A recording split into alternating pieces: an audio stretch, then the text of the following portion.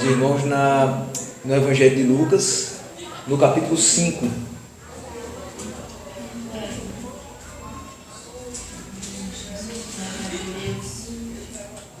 Evangelho de Lucas, no capítulo 5, e nós vamos ler os versículos 27 até o 32.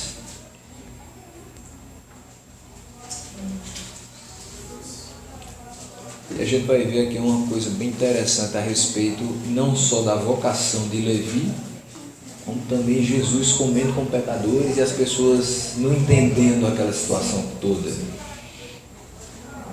E a gente vai ver o que essa passagem traz para a nossa vida no dia de hoje. Lucas 5, do 27 ao 32. Passadas estas coisas, saindo, viu um publicano chamado Levi assentado na coletoria e disse-lhe: segue-me. Ele se levantou e, deixando tudo, o seguiu. Então lhe ofereceu Levi um grande banquete em sua casa. E numerosos publicanos e outros estavam com eles à mesa. Os fariseus e seus escribas murmuravam contra os discípulos de Jesus, perguntando: por que comeis e bebeis com os publicanos e pecadores? Respondeu-lhe Jesus: os sãos não precisam de médico, e sim os doentes. Não vim chamar os justos, e sim pecadores ao arrependimento. Esse texto de Lucas capítulo 5, lá no comecinho dele, vai trazer para a gente uma sequência de fatos que vai desembocar nisso que a gente acabou de ler. Primeiro fato que acontece em Lucas 5 é a pesca maravilhosa. E ela não foi maravilhosa simplesmente porque teve uma grande quantidade de peixes sendo pescados depois de tanto tempo que eles estavam ali no lago de Genezaré, mas não conseguiam pegar peixes. Não foi maravilhoso só por conta disso, mas pela enorme demonstração do poder de Jesus. Até porque nossas bênçãos diárias não são grandes pelo que vem à nossa mão, mas pelo Deus que trabalha para que essas coisas venham à nossa mão. Também teve a cura de um leproso, versículo 12 até o versículo 15. Mais uma demonstração do poder de Jesus. Não só teve a cura do leproso, mas teve também um paralítico em Cafarnaum, do versículo 17 até o 26. E o versículo 26 vai trazer o seguinte para a gente: todos ficaram atônitos. Tudo que acontecia, tudo que Jesus fazia, deixava as pessoas sem ação, sem saber o que dizer. E mais do que isso, eles davam glória a Deus. E possuídos de temor, diziam: hoje vimos prodígios. Tudo isso vai ser utilizado para que agora ele vá chegar a uma pessoa que não era muito bem vista na sociedade e pedir para que ela o siga. Então, quanto mais Jesus fez por essas pessoas, pelos pescadores, pelo leproso, pelo paralítico, quanto mais ele poderia fazer com uma vida que estava em pecado? Para ele não seria nada demais. Então ele chega até Levi e, passadas estas coisas, como começou o texto dizendo, ou seja, passado uma cura de um paralítico, uma cura de um leproso, uma pesca maravilhosa com inúmeros peixes, um milagre desse tamanho, passadas essas coisas, ele agora vai até um publicano que está sentado na coletoria e vai dizer a ele: segue-me. Interessante que entre essas coisas que Jesus tinha feito, ele se recolhia para orar em locais solitários. Olha o que diz aqui o versículo 16. Ele, porém, se retirava para lugares solitários e orava. Entre um milagre e outro, entre uma cura e outra, ele se retirava e orava. O que a gente percebe muito hoje em relação às pessoas que se dizem chamadas por Jesus a alguma missão? Elas não se retiram a lugares solitários e oram simplesmente. Elas jogam nos holofotes os seus feitos e querem ser louvadas por esses feitos. Jesus não queria que pegassem ele, colocassem como centro das atenções e o elevassem como rei. Em outros momentos ele vai curar cegos fora dos arraiais da cidade, e quando ele volta diz: não fale que fui eu, não diga que fui eu que fiz, Porque ele sabia que a intenção das pessoas não era servir ao Deus verdadeiro e receber a mensagem de salvação. Era receber bênçãos e ter uma pessoa que sempre solucionasse os seus problemas. Tipo o gênio da lâmpada mágica, que agora, com qualquer momento que eu precisar, esfrego a lâmpada, ele aparece, ele me dá um desejo e eu fico muito mais feliz do que eu estava antes. Mas não é bem isso o que nós podemos esperar dele. Nós precisamos esperar de Deus o que ele tem de melhor. E o que ele tem de melhor, ele já nos deu. A vida eterna, a salvação em Cristo. Às vezes eu fico pensando, o que é que tem na cabeça uma pessoa que ainda diz assim, o melhor de Deus ainda está por vir? O que é que pode ser melhor do que Jesus Cristo? O que é que pode ser melhor do que a vida eterna? O que é que pode ser melhor do que o perdão dos seus pecados? O que é que pode ser melhor do que a graça de Deus? Se a graça é melhor do que a vida, eu não preciso de mais nada. Então o melhor dele já nos foi ofertado e a gente vive segundo o que o melhor de Deus nos trouxe, a sua palavra. Mas Levi, que é Mateus, discípulo de Cristo, vem a ser mais na frente, Levi não tinha essa percepção. Levi era apenas um homem que tinha uma inclinação para os bens materiais. E por isso mesmo ele não era bem visto na sociedade. Levi era um publicano. A figura do publicano não era das mais conceituadas. E em certa medida, hoje, não é tão fácil ser pastor de igreja. Quando as pessoas olham, na época que eu era seminarista ainda, que eu chegava no meu trabalho e dizia assim, eu estudo teologia, eu faço seminário. Vai querer depois pegar uma igreja, hein? Vai ficar rico, hein? Olha que coisa. Graças a Deus que eu comprei carro antes de ser ordenado, né? Porque senão o povo já ia dizer, virou pastor, comprou um carro. Mas não, graças a Deus que já faz um bom tempo. Então, assim, é meio complicado porque as pessoas sempre hoje olham para o lado material. Existe muito mercenário? Existe. Nem todo mundo vai dizer assim, eu vou sair da minha cidade e vou, 600 quilômetros de distância, como um pastor nosso que mora em Propriá, em Sergipe. Até fomos lá em março. Sair de Campina Grande, 600 quilômetros de distância, passar não sei quanto tempo sem ver a família completa.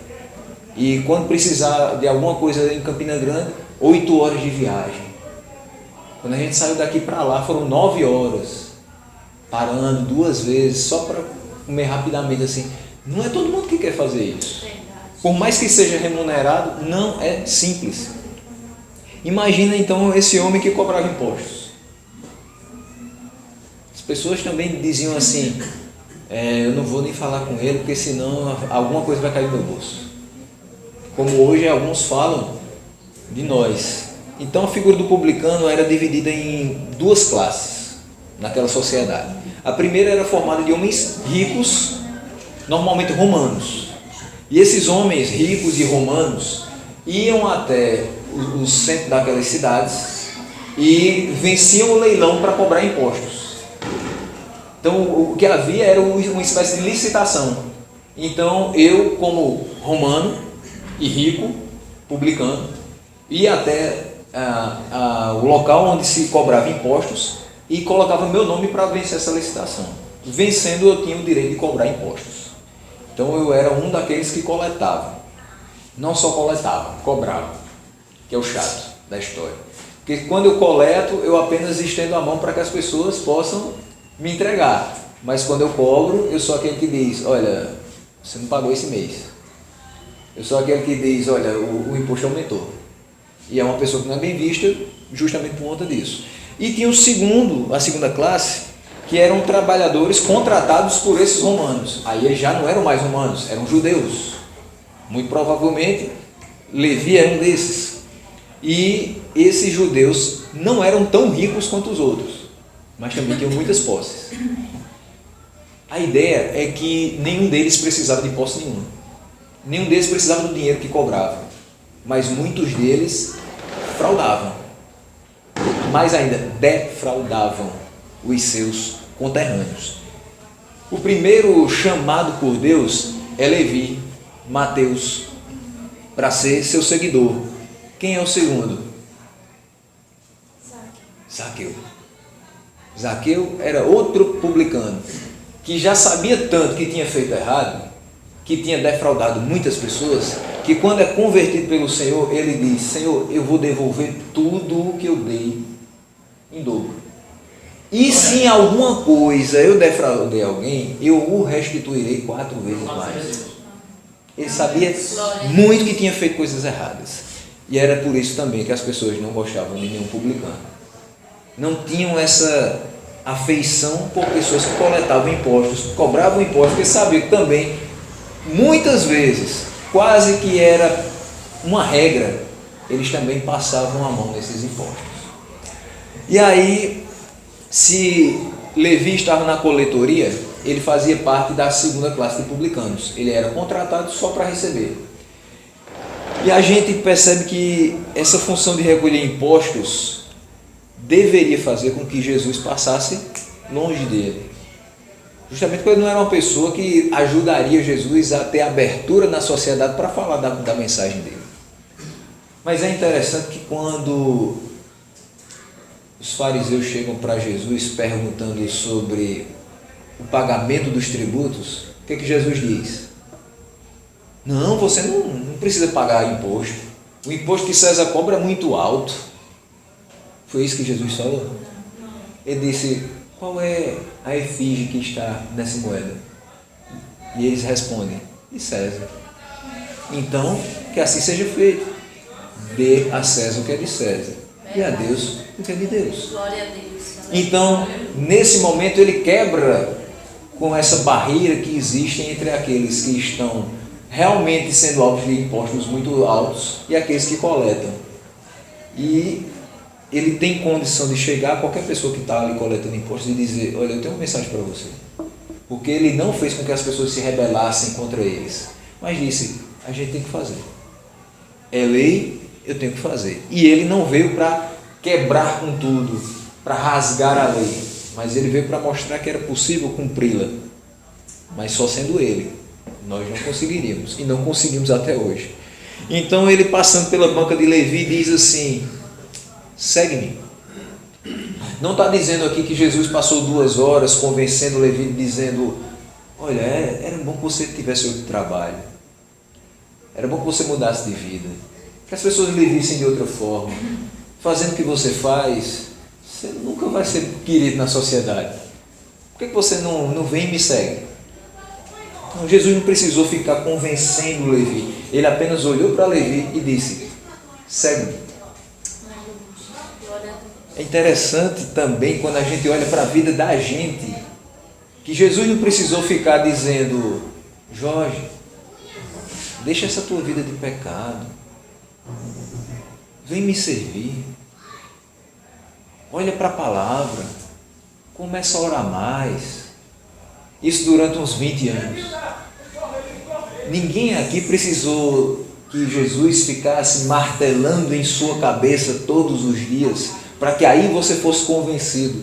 Simplesmente, em um dado momento da sua vida, a pregação foi eficaz. A graça de Deus irresistivelmente o atraiu. Não precisou de muita coisa. Precisou que a palavra fosse pregada. E precisou que fosse o tempo de Deus.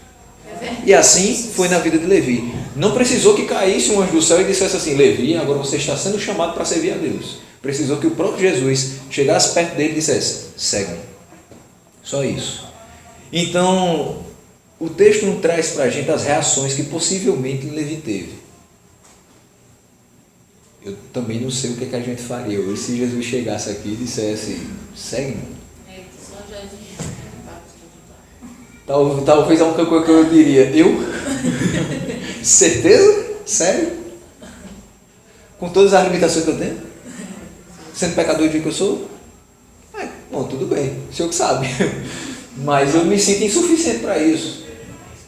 Mas Levi não... A gente não sabe exatamente o que ele fez, mas a gente sabe o que as pessoas em volta dele disseram. Talvez as pessoas olharam para ele e disseram: logo esse vai ser agora seguidor de Jesus. Esse que coleta impostos, ladrão. Esse que nos faz ser alvo de impostos pesados, padecer necessidades muitas vezes, porque temos que pagar esses impostos. É esse que vai ser seguidor de Jesus. Mas não diz que Jesus é um homem bom? Não diz que Jesus tem uma mensagem de salvação? Com esse homem do lado dele? Pois é, poderiam dizer tranquilamente a mesma coisa de cada um de nós. Verdade. E Jesus vai dar a sua mensagem para essa pessoa? Sim. Sim, Jesus vai dar essa mensagem para cada um de nós, porque nós estamos sendo moldados por Ele a cada dia. Aleluia. E porque já fomos transformados. Glória a Deus. Pelo seu sangue. Mas nós não éramos diferentes de Levi. A gente também não sabe que movimentação corporal Levi fez. Se ele começou a pegar assim na testa, ele começou a suar, se ele começou a tremer, se ele ficou olhando para um lado e para o outro para saber o que as pessoas estavam achando daquele momento. A gente só sabe que o texto diz o seguinte: deixando tudo, após se levantar, ele o seguiu. Levi não disse nada a não ser se levantar, deixar o que estava ali e seguir Jesus. Ele não perguntou qualquer coisa, ele não quis saber primeiro qual o objetivo daquele chamado, ele simplesmente seguiu. E um dia nós fomos pecadores mal vistos pela sociedade. A gente não coletava impostos, mas a gente mentia muito, a gente enganava muito. A gente fazia um trambiquezinho de vez em quando, a gente tratava mal as pessoas do nosso trabalho, a gente fazia coisas dentro de casa que não eram condizentes com alguém que é servo de Deus. Muitas vezes a nossa família também não via a gente da maneira que hoje vê, e nós mesmos não tínhamos muita consideração pela pessoa que nós éramos, sem Deus. Um dia a gente pensava que não havia mais jeito para esse desmantelo moral e espiritual que a gente tinha. Um dia a gente tinha a seguinte reputação: essa pessoa não dá a mínima contribuição para a sociedade. E não dá a mínima contribuição para que esse mundo seja um lugar melhor. Você não faz nada, você não serve para nada, você não vai ser ninguém, você não é nada, você não representa nada. Um dia, quem sabe, a gente estava caído, jogado na sarjeta.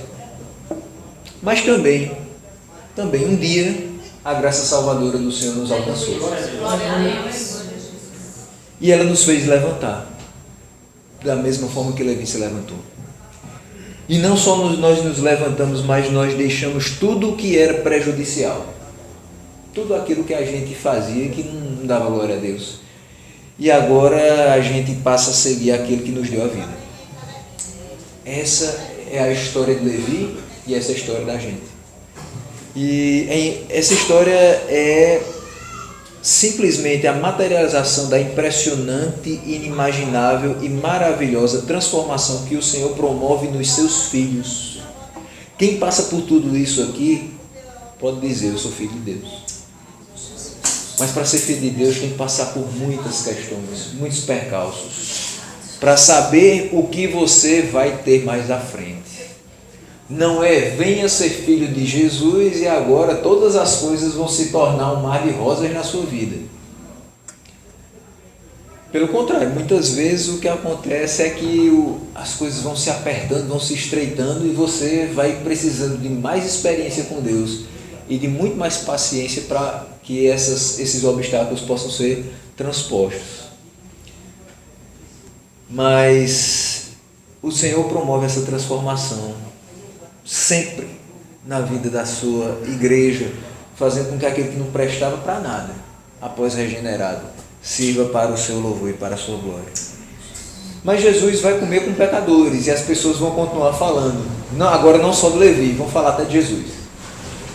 Não se preocupe, você não é o único que é muitas vezes caluniado. Jesus já passou por isso e continuou passando. Então com a gente não seria diferente.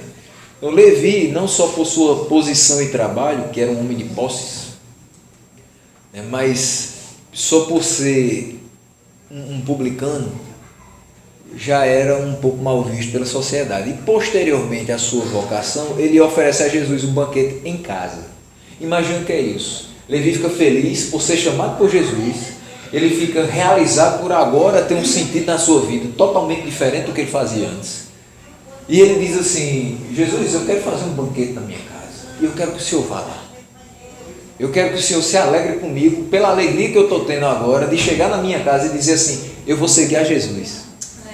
Eu deixei tudo que estava lá na coletoria e agora eu sou um seguidor de Jesus. E as pessoas vão ver que eu sou diferente. Mas eu quero compartilhar isso com as pessoas. E eu quero que o Senhor esteja lá do meu lado. Jesus disse: então vamos. O que Jesus fez na casa de Zaqueu? Zaqueu, desce depressa. Hoje me convém acampar em tua casa. Ele não só foi comer com pecadores na segunda vez, ele dormiu na casa do pecador. Acampar, ele foi e passou um dia. E a palavra diz que houve salvação naquela casa, através da vida de Jesus na vida de Zaqueu. Com o Levi não seria diferente, mas Levi não poderia ficar sozinho nessa. Porque o que é que acontece? Ali, naquele banquete, estavam vários outros publicanos. Olha o que é que diz aqui o versículo 29. Então lhe ofereceu Levi um grande banquete em sua casa, e numerosos publicanos, e outros estavam com eles à mesa. Não eram só publicanos, tinha outras pessoas. Já é difícil lidar com publicanos. E agora você está lidando com outras pessoas que também não gostavam de publicanos, mas sentaram à mesa com eles. Então agora já foi promovida uma harmonia entre aqueles que não eram publicanos e os que eram. E eles sentam-se à mesma mesa e Jesus está no meio deles. Obviamente chovem críticas ao fato de Jesus estar ali no meio. Jesus foi criticado porque curou no sábado. Jesus foi criticado porque ele curou pessoas que não eram da sua comunidade. Ele foi criticado porque falou com a mulher samaritana. Ele foi criticado por muita coisa. Não deixaria de ser criticado porque estava agora sentando com aqueles homens. Mas quem foi que criticou Jesus aqui? Olha o versículo número 30. Fariseus e seus escribas murmuravam contra os discípulos de Jesus. Tinha que ser. Tinha que ser. Até hoje, nós sempre classificamos aquelas pessoas que são mais intransigentes dentro da casa do Senhor como os fariseus. Eram aquelas pessoas que nem faziam e nem deixavam os outros fazer. Já percebeu que existe ainda hoje pessoas que precisam ser trabalhadas por Deus para deixar de ser o que bota gosto ruim nas coisas? Aquela pessoa que diz assim: vamos fazer um evangelismo? Ah não, irmão, a gente já fez umas 3 vezes, só aqui. Mas ainda tem pessoas que precisam ser alcançadas. Aleluia, glória a Deus. Não, irmão, a gente já pregou. Se não quis ouvir é porque é do mundo mesmo. Mas o Senhor nos mandou a pregar. E a fé vem pelo ouvir, e ouvir a pregação do Evangelho. Ah, mas hoje não. Hoje eu estou cansado. E eu já não aguento falar mais para aquele povo que nunca dá ouvidos à pregação do Evangelho. Mas se você disser para essa pessoa na semana seguinte: hoje a gente não vai evangelizar não, porque semana passada a gente já fez. Ah não, irmão, tem que evangelizar, irmão. Vai deixar de evangelizar? Não pode. E a palavra não manda a gente ir pregar toda criatura? O irmão não pregou a toda criatura. Como assim? Semana passada você dizia que a gente já não precisava mais, mas agora você quer me obrigar a fazer a coisa. Por quê? Ele guardava muito a lei, mas ele não fazia o que a lei dizia. E aqui ele quer dizer que Jesus não deve estar com publicanos e pecadores. A lei dizia isso. Jesus era o quê? Judeu. Levi era o quê? Publicano, judeu. A segunda classe de publicanos era judeu, contratado por romanos. Então, ele não tinha problema nenhum de um judeu sentar com um judeu na mesa. O problema aqui era ele ser publicano. Só que a gente acabou de ver que houve uma transformação na vida de Levi. Ele foi chamado por Jesus. Ele deixou tudo, não é mais um publicano. Ele não é mais. Então Jesus podia sentar com ele. E se ele ainda continuasse sendo publicano, Jesus podia sentar? Lógico. Claro que sim. Porque ele precisava estar próximo daqueles que eram pecadores, doentes, não daqueles que já estavam salvos. Então, eles começaram a murmurar contra os discípulos de Jesus, dizendo: como é que vocês se sentam com esses pecadores aí? Com esses publicanos? É difícil você lidar com pessoas que simplesmente não querem que o trabalho seja feito do jeito que Deus quer. Do jeito delas, tem que ser do jeito delas. Então Jesus não podia sentar ali, ele tinha que esperar uma oportunidade daquelas pessoas estarem no meio da rua e de repente escutarem ele falando a alguma multidão e dizer assim: eu quero esse Jesus. Mas é assim que as coisas acontecem? Não. A gente não pode querer que as pessoas sejam convertidas por Deus quando a 2 quilômetros de distância a gente colocou uma caixa de som muito alta, o som conseguiu chegar nela e aí ela vem agora até a gente pedindo uma oração porque quer aceitar o Senhor. A gente precisa ir até ela e, se for necessário, a gente sentar na mesma mesa que ela, escutar todas as questões que ela tem dentro do coração, se preciso for, chorar com ela, se compadecer dela, e aí orar por ela e dizer: ninguém quer você, muita gente você nem presta, mas Jesus quer você. E quer você transformado. Se entregue a Ele, Ele vai fazer a transformação. Então, óbvio, Jesus precisava estar sentado ali com aqueles homens. E aí, algumas perguntas para a gente refletir hoje à noite. Se hoje você não fosse convertido, mas o Senhor te trouxesse a esse culto, você ouvisse a pregação e fosse atraído por Ele, o que é que você faria amanhã quando estivesse em casa? Você ia chamar outras pessoas para conversar sobre o que aconteceu. É o mais normal. O que Levi fez? Chamou outras pessoas para ver quem tinha transformado ele e para se alegrar com aquelas pessoas e compartilhar do que tinha escutado de Deus. Que o segue-me foi o ponto de partida. Com certeza depois Jesus começou a ensinar. Mas nós, obviamente, chamaremos outras pessoas. Isso é o que acontece com todo novo convertido. Escuta a palavra, está com aquele fogo e diz assim: eu quero sair pregando para todo mundo. Se possível, enche a casa de gente e faz um culto outro dia. Isso é bom demais.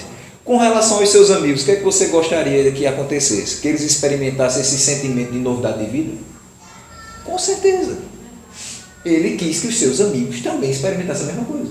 Então ele levou para casa. E levou Jesus. Olha, o que aconteceu comigo foi esse homem que fez. Ele agora vai falar para vocês. Glória a Deus. Você se importaria com o que as pessoas iam dizer ao seu respeito? Como, por exemplo, algo do tipo: tá aí, pintou e bordou e agora virou crente. Olha mesmo, até parece. A gente escuta isso? Escuta. A gente às vezes já ficou triste por conta dessas coisas? Já, porque as pessoas acham que por conta do que você fez no passado, você não é digno de Jesus. E você não é digno de uma nova chance, de uma nova vida. É justamente o contrário. É por tudo que você fez antes que Jesus, com misericórdia, atua na sua vida e faz você ter novas chances, novas perspectivas e uma nova vida. E ser uma nova criatura. Pessoas pintaram, bordaram, desenharam, recortaram, fizeram um bocado de coisa. Mas o que interessa é que a partir do momento que Jesus chega na vida delas, elas são outras, totalmente diferentes. Então o que eu vejo aqui são 3 pontos que fazem a gente enxergar a maneira diferenciada que Jesus trabalha na vida do pecador. Primeiro, Levi foi chamado e, como todo novo convertido, ele queria compartilhar com outros a respeito dessa conversão. A respeito desse chamado, a respeito daquilo que tinha acontecido de novo na sua vida. Por isso ele chamou os publicanos e outras pessoas ao banquete. Segundo, em relação a outras pessoas, o desejo dele é que a mesma experiência que ele teve, aquelas pessoas pudessem ter, de uma mudança radical das suas prioridades de vida. A prioridade dele antes era simplesmente juntar aqueles bens materiais. Parte ficaria para os que o contrataram, parte ficaria para ele.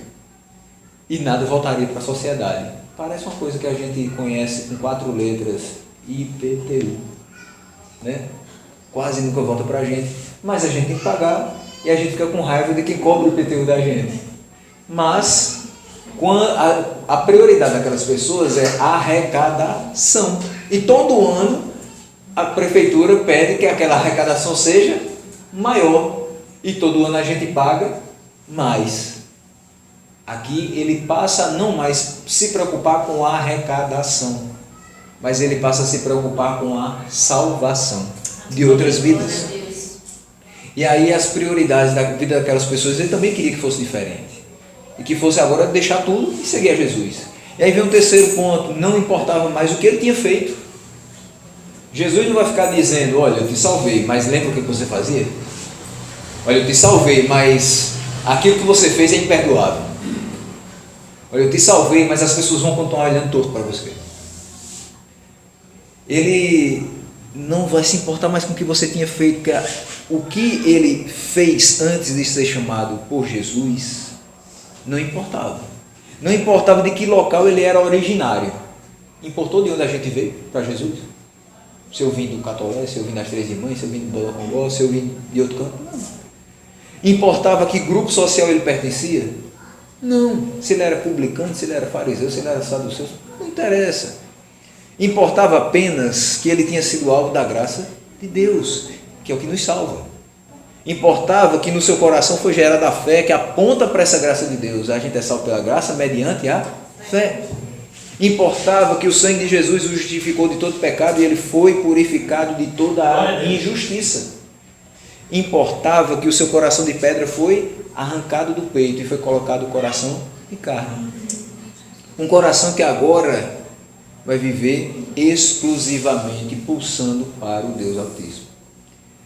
Então, assim como ele, muitos dos que ali estavam poderiam se tornar, dependendo apenas da vontade do Senhor, novas criaturas. Talvez nem todos os que sentaram naquele banquete foram salvos, mas muitos ali ouviram e creram no Senhor. Os que já conhecem a palavra de Deus estão sãos e eles não precisam de uma nova salvação. Está aqui o versículo de número 31. Por que ele come e bebe com publicanos e pecadores? Jesus responde, os sãos não precisam de médico, e sim os doentes. Quem precisa de uma intervenção divina para mudar o destino eterno da sua alma é quem está doente. E na realidade eu vou falar muito mais além. Não é só doente, morto, em delitos, pecados. É ele que precisa de uma intervenção divina. Mas em nós isso já aconteceu. As pessoas que já foram salvas por Deus não precisam que o seu nome seja escrito no livro da vida, porque já foi escrito antes de tempos eternos. E as pessoas que ainda vão ser salvas por Deus e reunidas com o resto do corpo de Cristo também não precisam que o seu nome seja escrito no livro da vida, porque já foi escrito. Eles só não se dobraram diante do Senhor, mas já está escrito. Cabe a gente o quê? Reunir essas pessoas e fazer com que elas conheçam a Jesus. Cabe a gente, não precisa dar um banquete não. Também se quiser, fica à vontade. E, inclusive nos chame. Mas não precisa você dar um banquete, basta que você reúna as pessoas que você gosta, que você ama, que você tem consideração e diga assim, do jeito que Deus fez comigo, eu gostaria muito que fizesse com você.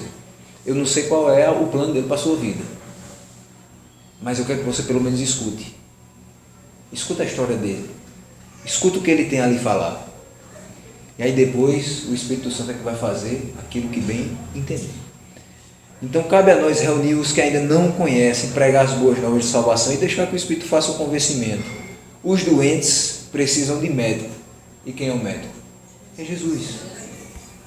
E ele não veio chamar os justos na sua passagem terrena. A presença dele impactava e buscava apontar os perdidos uma realidade eterna. Quem vive como o publicano vivia, pensa no aqui e no agora.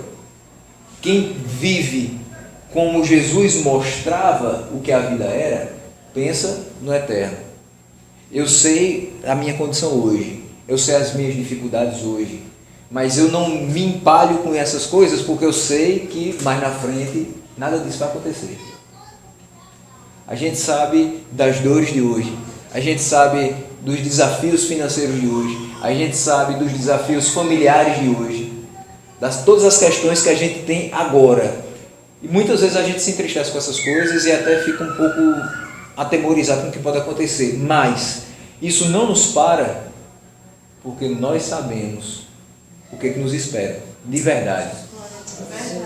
Nós não vamos ficar aqui, mas nós vamos aos céus.